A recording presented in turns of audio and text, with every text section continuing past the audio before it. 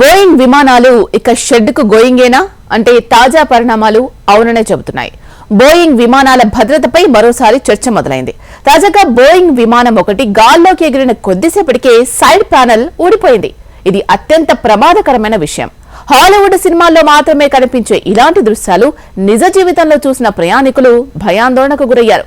వెంటనే అప్రమత్తమైన పైలట్లు 16,000 అడుగుల ఎత్తులో ఉన్న ఈ విమానాన్ని అత్యవసరంగా ల్యాండింగ్ చేశారు.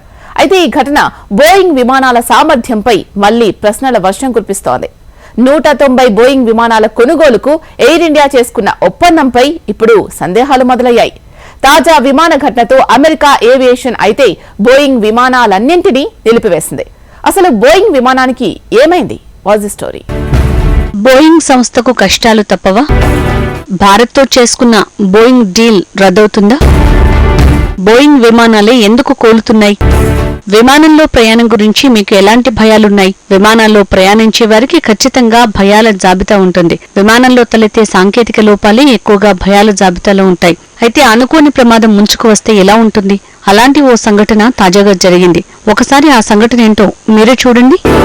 ఈ విమానం పేరు బోయింగ్ 737 MAX 9. యునైటెడ్ స్టేట్స్ లోని పోర్ట్ ల్యాండ్ నుంచి అంటారియోకు బయలుదేరింది. అయితే టేకాఫ్ అయిన కొద్దిసేపటికే ఊహించని సంఘటన జరిగింది. గాల్లో ఉండగానే విమానం సైడ్ ప్యానెల్ ఊడిపోయింది. ఉన్నట్టుండి అలా సైడ్ ప్యానెల్ జారిపోతే ఏం జరుగుతుందో తెలుసా? వాయు పీడనంలో మార్పులు వచ్చి విమానం కూలిపోయే ఛాన్స్ ఉంటుంది. విమానం వేగంగా ఉంటున్న సమయంలో బయట నుంచి వచ్చే గాలి పీల్చుకోవడం కష్టమవుతుంది.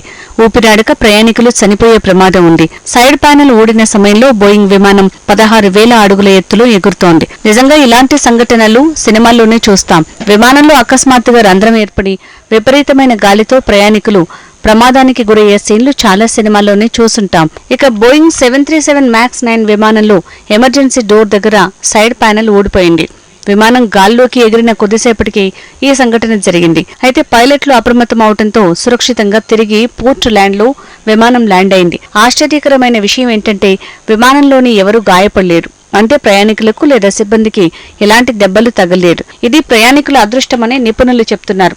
ఎందుకు ప్రయాణికులకు ఏం జరగలేదు? బోయింగ్ 737 MAX 9 విమానంలో ప్రయాణికులు సిబ్బంది ప్రమాదానికి గురికాకుండా క్షేమంగా దిగారు. దీనికి 3 కారణాలున్నాయి. 1, ప్యానెల్ ఊడినప్పుడు విమానం అప్పటికీ ఇంకా దాని అసలు ఎత్తుల్లోకి వెళ్లలేదు. కాబట్టి వాయు పీడనంలో వ్యత్యాసం చాలా ఎక్కువగా ఉంది. అందుకే ప్రయాణికులు ఊపిరి పీల్చుకోగలిగారు. 2 కారణం, ప్రయాణికులంతా సీట్ బెల్ట్ ధరించారు. వారి స్థానాల నుంచి పక్కకు వెళ్లలేదు. ఇక 3వ కారణం, అత్యవసర తలుపు దగ్గర ఉన్న సీటు ఖాళీగా ఉంది. ఒకవేళ విమానం ఎత్తుకు ఎగిరి ఉంటే ప్రయాణికులు సిబ్బంది ప్రాణాలు గాల్లో కలిసిపోయేవి. ప్రమాదం జరిగి అత్యంత ఘోరంగా విమానం కూలిపోయేది. గతంలో ఇలాంటి ప్రమాదాలు జరిగినప్పుడు చాలా మంది ప్రయాణికులు మృత్యువాత పడ్డారు. తాజా ఘటనతో అమెరికన్ రెగ్యులేటర్లు ఆందోళనకు గురయ్యారు. అమెరికాకు చెందిన ఏవియేషన్ అథారిటీ అన్ని బోయింగ్ 737 MAX 9 విమానాల్ని నిలిపేయాలని నిర్ణయించింది. ఏకంగా 171 విమానాలపై ఈ ప్రభావం పడింది. అంటే బోయింగ్ 737 MAX 9 విమాన ఘటన దెబ్బకు ఏకంగా 171 విమానాలు రన్వేకి పరిమితమయ్యాయి. పనామా, బ్రెజిల్, తుర్కీ దేశాల్లోనూ అమెరికాకు చెందిన బోయింగ్ విమానాల కథ దారుణంగానే ఉంది. ఆయా దేశాలు బోయింగ్ 737 MAX 9 విమానాలను రద్దు చేశాయి. ఈ రకం విమానాల విషయంలో భారత్ పరిస్థితి ఏంటి? బోయింగ్ 737 MAX 9 విమానాల్ని భారత్ వినియోగించడం లేదు. భారత్ బోయింగ్ కి చెందిన మరో రకం విమానాల్ని వినియోగిస్తోంది. బోయింగ్ 737 MAX 8 రకానికి చెందిన విమానాల్ని నడుపుతోంది. బోయింగ్ 737 MAX 9 ఘటన నేపథ్యంలో భారత్లో వినియోగిస్తోన్న బోయింగ్ 737 MAX 8 విమానాల్ని కూడా అత్యవసర డోర్లను తనిఖీ చేయమని ఢిల్లీ ఆదేశించింది. అయితే ఎలాంటి సమస్యలు లేవని ఏవియేషన్ అధికారులు నిర్ధారించారు. అయితే ఓ ప్రశ్న మాత్రం అందరినీ తొలిచేస్తోంది. 737 MAX 9 ఎమర్జెన్సీ డోర్ ఇలా ఊడిపడింది. అయితే కారణం ఏంటో ఇంకా అధికారులు వెల్లడించలేదు.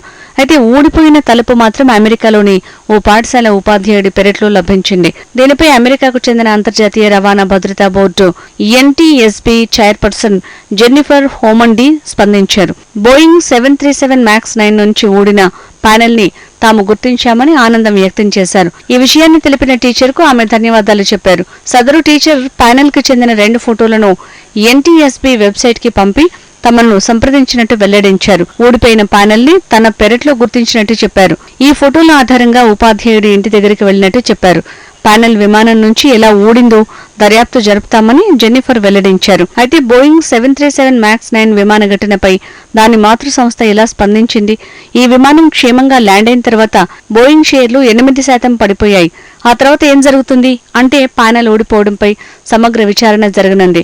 బహుశా ప్యానెల్ వద్ద కొన్ని మార్పులు చేర్పులు చేసే అవకాశం ఉంది. అనంతరం విమానం మళ్లీ గాల్లో ఎగిరేందుకు అనుమతులిస్తారు. బోయింగ్ 737 MAX 9 విమానం ఘటనతో ప్రపంచవ్యాప్తంగా 600 విమానాలు రద్దయ్యాయి. వేలాది మంది ప్రయాణికులపై తీవ్ర ప్రభావం పడింది. ఈ వారం మరిన్ని విమానాలు రద్దు చేసే అవకాశం ఉంది. ఇప్పుడు బోయింగ్ కు మాత్రం ఇబ్బందులు తప్పకపోవచ్చు. బహుశా బోయింగ్ 737 MAX 9 ఘటన విచిత్రమైంది. దీని ద్వారా కంపెనీకి నష్టాలే కాదు కష్టాలు కూడా ఎదురయ్యే అవకాశం ఉంది. ఈ విమానాల్ని బోయింగ్ నిర్మాణాత్మక మార్పులు చేయొచ్చు, కానీ అందుకు కొన్నేళ్లు పడుతుంది. అయితే తిరిగి కస్టమర్ నమ్మకాన్ని పొందడం బోయింగ్ కు సవాల్తో కూడిన విషయమే. తాజా ఘటనతో బోయింగ్ పై విచారణ కూడా ఉంటుంది. దారుణమైన విషయం ఏంటంటే అమెరికాకు చెందిన ఫెడరల్ ఏవియేషన్ అడ్మినిస్ట్రేషన్ FAA మొత్తం 737 MAX విమానాల్ని నిలిపేయొచ్చు. అదే జరిగితే భారత్ కు 2 దెబ్బలు తగలనున్నాయి. FAA బోయింగ్ 737 MAX విమానాల్ని ఆపేస్తే భారత్ కు ఎందుకు ఎదురు దెబ్బలు తగులుతాయి?